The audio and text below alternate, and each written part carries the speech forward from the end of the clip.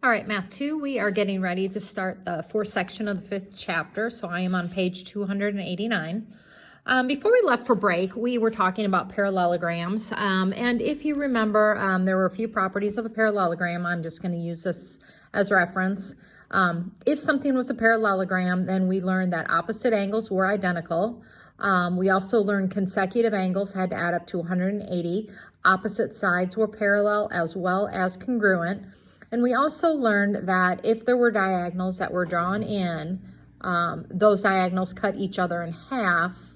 So you had two congruent segments through each diagonal.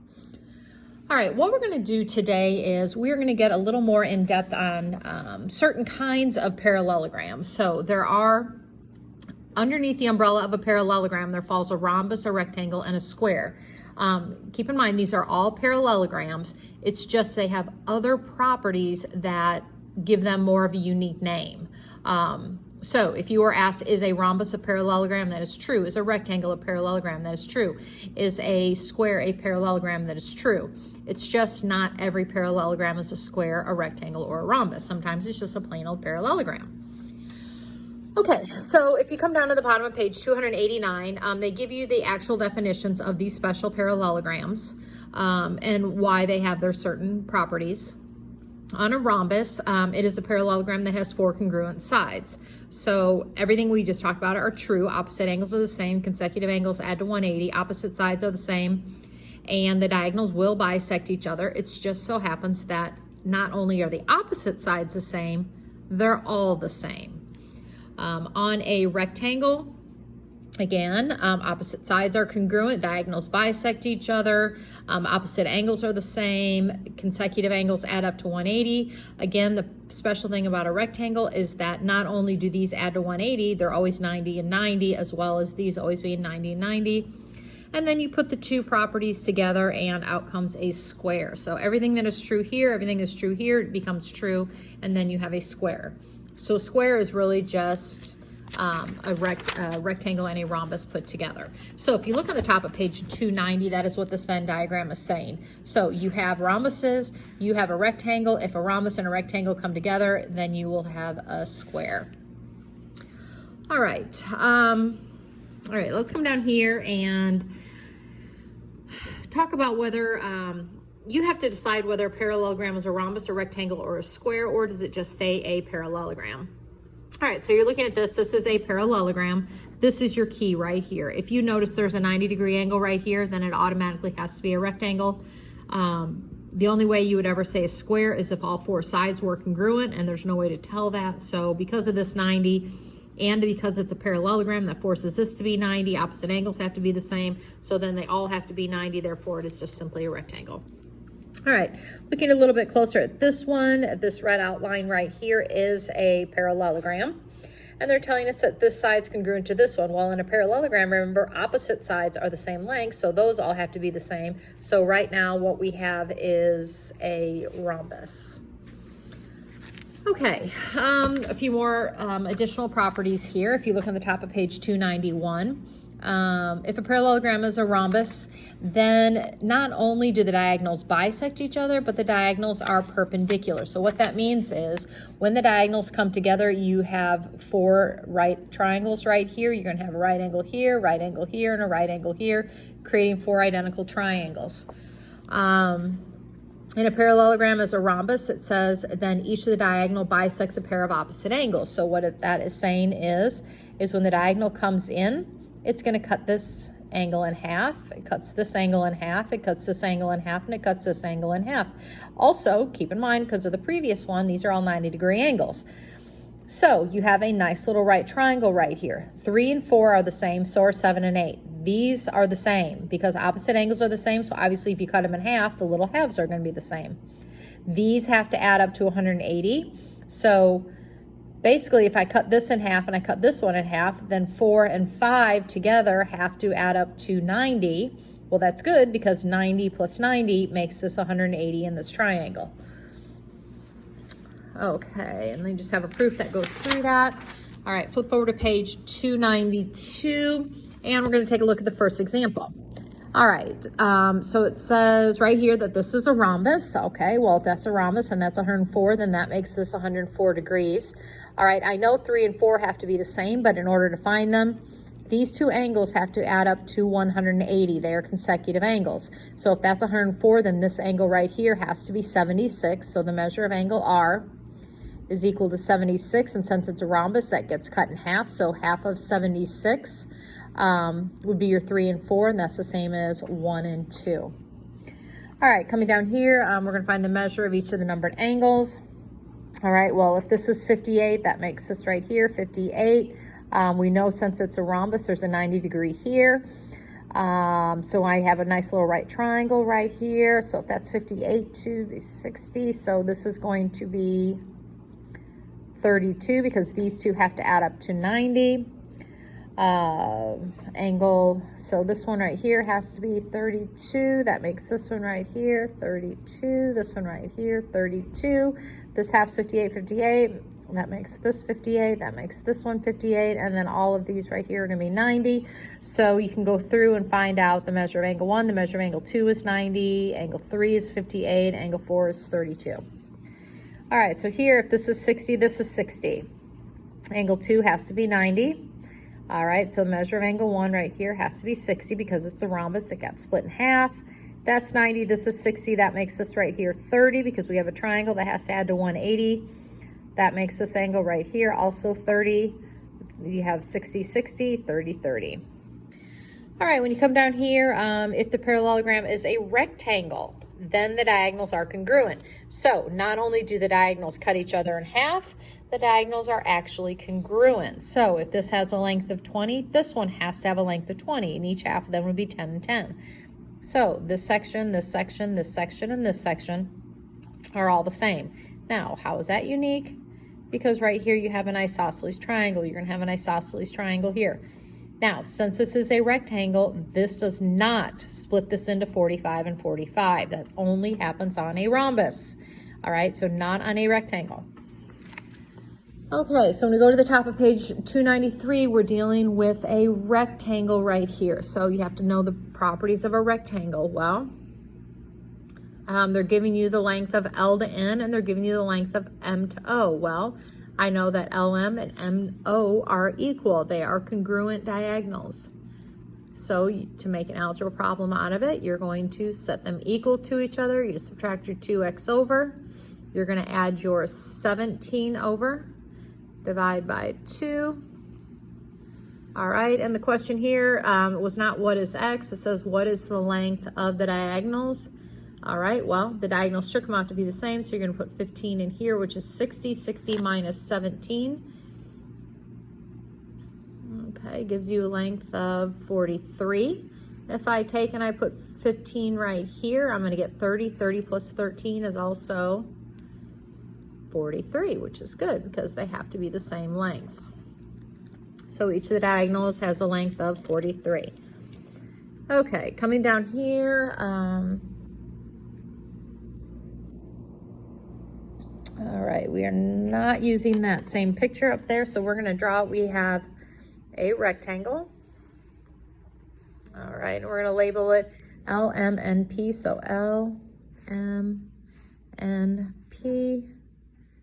L to N is one diagonal, P to M is the other. They give us LM and MP, so you're going to set them equal to each other. And the question is find the value of X and the length of each diagonal. So not only are you going to find what X is, but you're going to plug it back in and get them. Looks like you're going to do the same thing here. It's just giving you LM and MT. You set them equal to each other and do the same thing we just did previously. All right, so we go on to top of page 294, and here's the question. You need to tell, is the parallelogram a rectangle, rhombus, or a square? All right, well, here's a 90-degree angle. As soon as I see a 90-degree angle, I know it's a rectangle.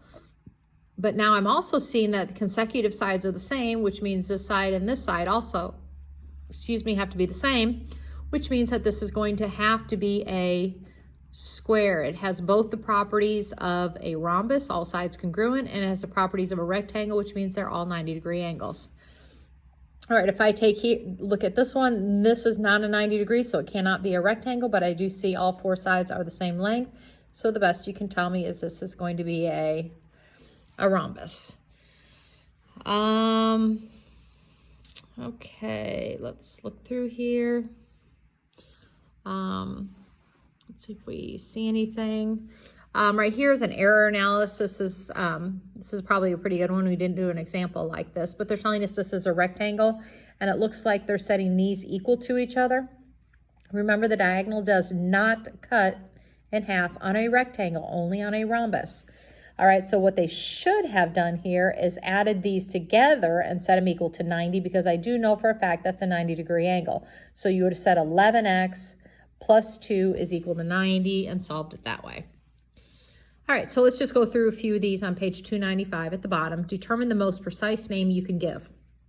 So first of all, I'm going to notice the parallel signs. Okay, so parallel, definitely a parallelogram. Then I'm going to notice that all four sides are the same. Well, what shape is a parallelogram with all four sides the same? Well, that is a rhombus. All right, here I notice that opposite sides have the same length, and I also know opposite sides are parallel. Okay, well, those are both properties of a parallelogram. Do I see 90-degree angles anywhere? No. Do I see opposite sides have the same, or all the sides have the same length? Nope. So the best you're going to tell me is that this is just stays a parallelogram. Okay, over here, parallel sides, that makes it a parallelogram. All four sides happen to be the same length, which then makes it a rhombus. All right, here, opposite sides are parallel, so it's a parallelogram. Plus, it has four right angles, so the best you can tell me is that this is a rectangle. Okay. All right, going through here, you're going to list all the quadrilaterals that have this given property. Okay, going through here, all sides are congruent. Well, all sides are congruent on a rhombus and a square.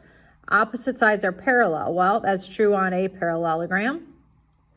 And if it's true on a parallelogram, it has to be true on a rectangle, it has to be true on a rhombus, and it has to be true on a square. So as soon as you write parallelogram, it's true on everything. All angles are right angles. Well, that's only on a rectangle and a square. Do you have the four right angles? Diagonals bisect each other. Well, that's a property of a parallelogram. So again, it's all of them, a parallelogram, a rectangle, a rhombus, and a square. Diagonals are perpendicular to each other. That happens on a rhombus and a square. Notice that all of these have a square in them, okay? Square just says everything. So opposite sides are congruent.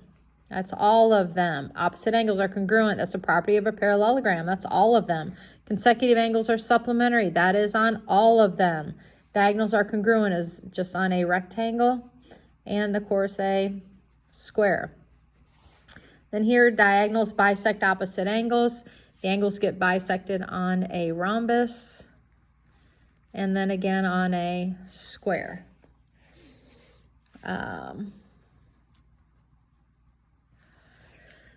Okay, this is a rhombus. Okay, so they're telling us to find the values. Well, what's one of the properties I know about a rhombus? All the sides are congruent. So if this is 15, then this has to equal 15, this has to equal 15, this has to equal 15, and from there you're going to solve for your variables. This is a square. Well, what do I know about a square? All sides are congruent. So and find your y, you're going to say this has to equal that. You're going to solve for y. Add my 5 over, gives me 4. So I get y to equal 4. Well, if y is equal to 4, then I'm going to go and put 4 right back in here. 3 times 4 is 12. 12 minus 9 is 3, which means this side over here has to have a length of 3. So then you'll solve for x, and you get a 5. So the answer is y is 4, x is 5. Find the values. Okay, so I'm going to look at this. This is a parallelogram with a 90-degree angle, which means this has to be a rectangle. Okay, I do want to go through this one. This has to be a rectangle, and one of the properties of a rectangle is that the diagonals are the same length. Well, if you take a look here, they're giving us one diagonal of SW, but the other one is just R to Z. Okay, that's only half of the diagonal. So I cannot set these equal to each other. That wouldn't make sense. You can't say the distance from R to Z is the same as the distance from S to W. So probably what I would do is double the shorter length, kind of like we did with the mid-segment. So you're going to say 4x plus 10. Then I'll have both of them. Has to equal the 5x minus 20. I'm going to subtract that x over, add my 20 over here, which is 30, so I get x to be 30. This one right here, I'm looking at it. I see the 90-degree angle, which makes it a rectangle, but then the sides are also the same length. So right now what I have going on is a square. Okay, and in a square, the measure of angle 1 right here has to be 90. And if that's 90, remember this is a 90-degree angle because it is a square, so this is 45 degrees. This has to equal 45. This is 45. This is equal to 45, and you would solve for your other variables there. Okay, here, again, I see the 90-degree angle, which makes it a rectangle, but consecutive sides are the same. So again, I have a square going on, which means 45, 45, 45, 45, 45, 45, 45, 45. All of these interiors are 90. These are going to be the same length, so it tells you B to D.